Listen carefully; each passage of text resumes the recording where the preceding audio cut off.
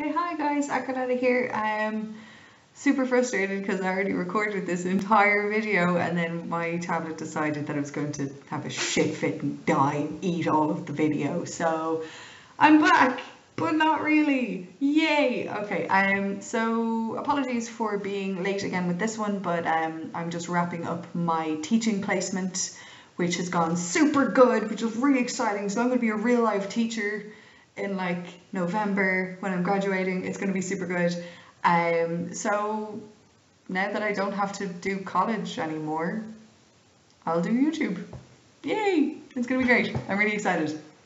And this channel is going to get a big boost in videos. I've got my first like story time with Acreletae video set up. I'm getting one of my players to come in. We're going to have a chat about all of our like top 3 events in his career as a player, and I'm going to wind up giving you guys loads of anecdotes from my experience, both as a DM and a player, though my player experiences are rather limited, though I'm sure I've already mentioned that a couple of times now at this stage. So this video is going to be about puzzles, seeing as I've already done the traps and hazards in the previous video. Now, this video is probably going to be a good deal shorter than the traps and hazards video because I don't do puzzles very often.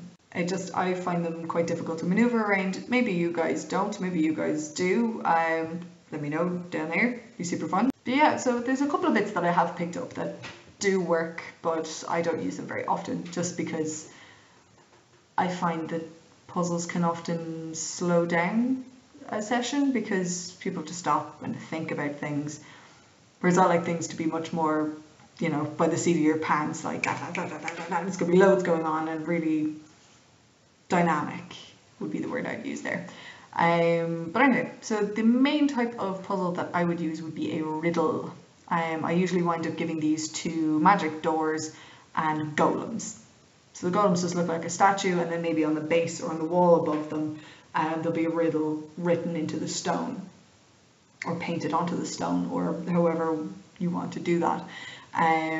So if they get the answer right, then the golem will simply sidestep out of the way and allow the players to pass or to get to whatever treasure they're hiding. Alternatively, if the players get the wrong answer or they have several wrong guesses, then the golem springs to life and attacks them. So for lower level parties, having a golem come at you is terrifying because they're pretty strong creatures. You can always bump them up as your player's level, or alternatively, if they go into like a castle ruin and they find a riddle on the base of one statue, you can have statues in the other 3 corners of the room so that all 4 of them come in and attack. So that can kind of up the stakes quite a bit. I've also used them in my Christmas special. I did a Christmas special there, not last year but the year before, and it was kind of weird and wonderful, and I took 2 characters, Knecht Ruprecht, who is a German, and Krampus is a kind of Eastern European. I heard about it from one of my friends who is half Hungarian. So, but I know Krampus is kind of used in other places. I've seen pictures of like American families using it as well. So I don't know 100% how widespread Krampus is. If you've never heard of it, do have a quick Google search. It is terrifying. He's genuinely terrifying. Ruprecht basically is Santa's best friend and kind of comes along with him. Santa gives presents to the good kids while Ruprecht takes a willow switch and just beats the unholy shit out of the both children.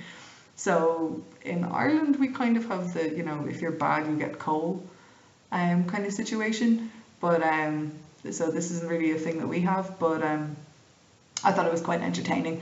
And also Krampus also beats children with sticks, but he also has a sack that he stuffs the children into if they've been particularly awful. So that was part of his like attacks and stuff as well during the game. So that was quite fun. In the Christmas special, I had I believe it was golems that I basically they were snowmen with golem stats, and they had riddles.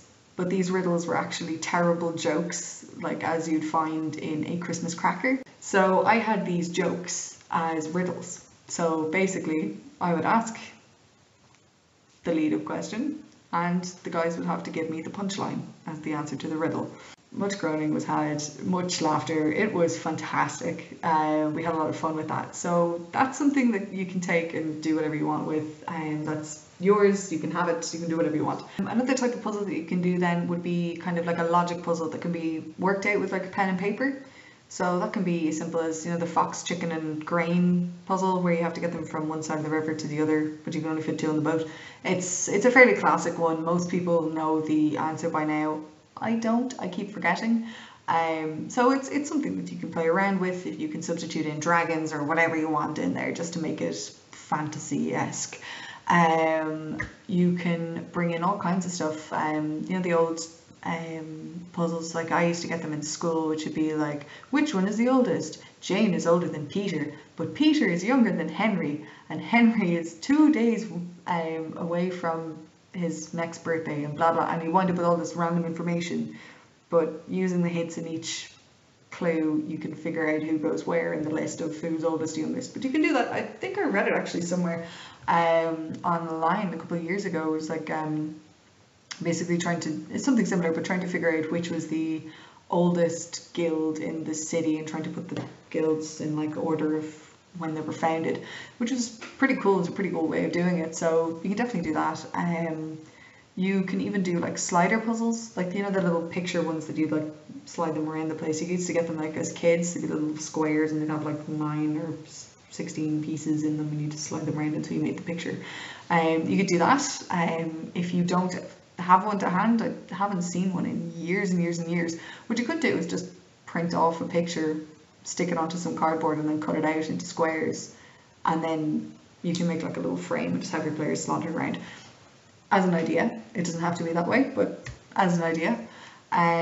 You could actually, if you've ever played the game Professor Layton, or any of them, they have loads of different very visual puzzles, so perhaps you could, I don't know, take a screenshot of that.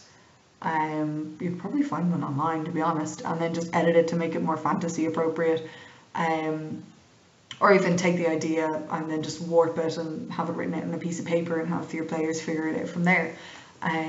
Just because they're very simple little puzzles, but they're challenging and fun, and that's kind of the main thing.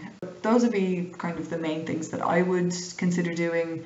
Again, as I say, I don't use them very often because I feel they can slow down play a lot, and I'm also quite wary of using them in case they would wind up spending forever trying to figure them out, or giving up altogether and feeling very frustrated and defeated, because I would rather a big bad enemy guy would make my players feel frustrated and defeated rather than a golem who's blocking a door, because that to me just sounds like the most irritating and frustrating experience ever, and I don't want to have to deal with it, if I'm honest. So I would recommend using puzzles in front of bonus material only, or alternatively having a different way to get around as a backup, so that your players aren't stuck, because there's nothing worse than, I don't know, I feel like there'd be nothing worse than just sitting there staring at this puzzle going like, why can't my brain figure it out? I can't deal with this. Guys, we can't do this. Let's just give up. Go back to the guy that gave us the quest and just tell him, nah, it's not happening. I can't deal with this anymore. I can feel the frustration building, even though I've never had to deal with that. I just don't want to deal with it. And while that can be an issue in itself, I also find that how players deal with puzzles is a little bit difficult to deal with as a DM.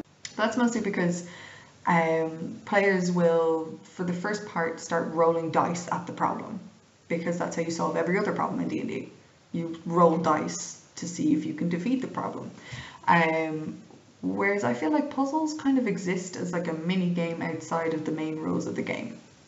So you can roll insight, history, any kind of intelligence checks, perception checks, and get clues and get hints. And as a DM, if you have a puzzle in, you should have a big list of hints and clues that you'll be able to hand out depending on what your player is asking. but I feel like it'd be cheating if you just gave them the answer. I really feel that. Or I feel like it would defeat the purpose of having a puzzle in there in the first place.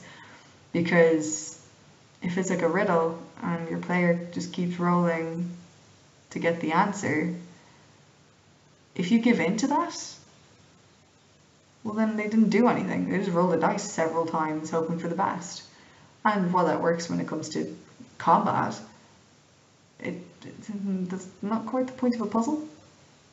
Especially if you have something like a slider puzzle, like no, that's you have to figure that out. That's not rolling. That's that thing. Do that thing. I feel like that'd be a little bit weird. So perhaps players might have an issue with that. And also I feel like it would be difficult from a roleplay perspective. If we had like a logic puzzle, riddles, things like that, I feel like it'd be difficult for some characters or some players who don't match the intelligence of their character. So say you have the guy who's playing the super intelligent wizard, but the wizard is more intelligent than he is. Everyone automatically turns to the smartest character because they're the ones that answer all the questions in the game. But then you wind up with this player going like, I don't know the answer. Like, I don't know how to figure this out. This is entirely beyond my range of skills. Like, what am I supposed to do? And that can feel quite uncomfortable. That can be a very hard thing to deal with as a player, because in D&D you're supposed to feel like you can do anything you want. And if your player feels like, no, I have the smartest character ever, this is so good, and I really love having all the history and insight checks and all this intelligence things. If they can't use that to solve what is arguably an intelligence-based problem, what's the point in having an intelligent character? And I think that's kind of a big problem for using puzzles and things like that, because that player is going to want to roll as much as possible and give them as many hints as you can, but I just feel like it's cheating if you give them the answer.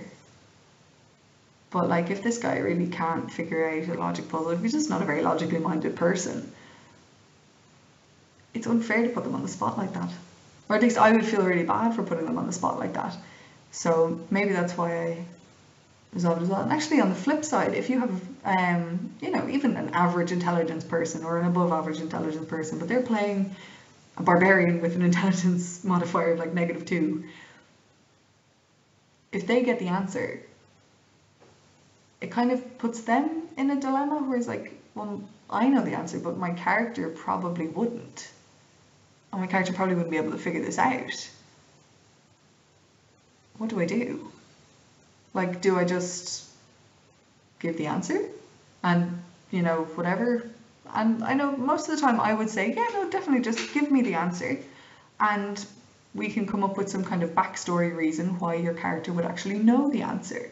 Sort of Slumdog Millionaire-esque situation. Or I'm not sure how you get around that. I just feel like there's some pretty difficult things that you would have to think about as a DM. And even as a player, how do you role play around a puzzle? Or do you just say that for the sake of the puzzle, anyone who knows the answer can answer, regardless of how intelligent their character is? If you are putting a puzzle in place, I would say, for the sake of your player's sanity, have a second way of getting to wherever that door is leading. So that, if they don't get the puzzle, they have to go around the long way and battle all kinds of awful monsters to get to the same point. Or alternatively, only have the puzzles in front of like bonus material.